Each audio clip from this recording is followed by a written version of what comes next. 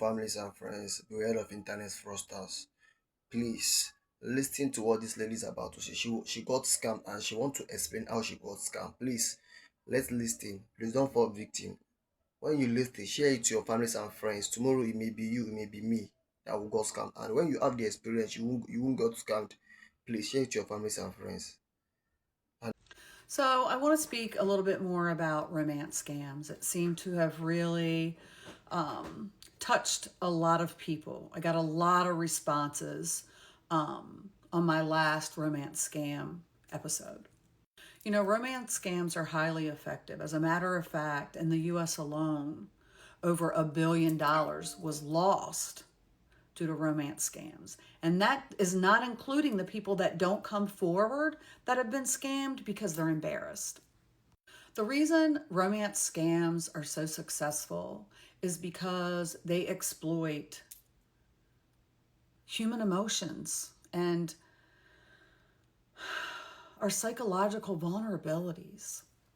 And that often leads people to paying out many payments before they realize that they've been deceived, before they realize the deception. I'm going to give you a breakdown of why romance scams are so successful. They really play on exploitation of core human needs, loneliness, and the desire to connect. You know, a lot of these victims are seeking companionship, whether it's via a social media app or a dating app. These are where a lot of relationships form daily these days. And scammers, it's a breeding ground for them. They create fake profiles and initiate contact. They build an illusion of intimacy by constant contact through constant communication. They make the relationship feel real and fulfilling, which we all know is a basic emotional need, contact. They are great and skilled at emotional engineering. So I'm going to go over some of the ways they do this. The first one is love bombing.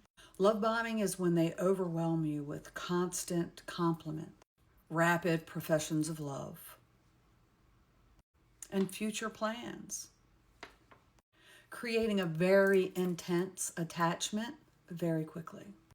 The next is mirroring and grooming. They tailor their online persona to match the victim's interests, their values, and their life details. Let's face it, our whole lives are on social media. And then eventually they hit you with, with a crisis or an emergency. They have a family crisis or they have a medical issue. Their way of pressuring you for money, exploiting your empathy and your sense of obligation. Then comes the isolation.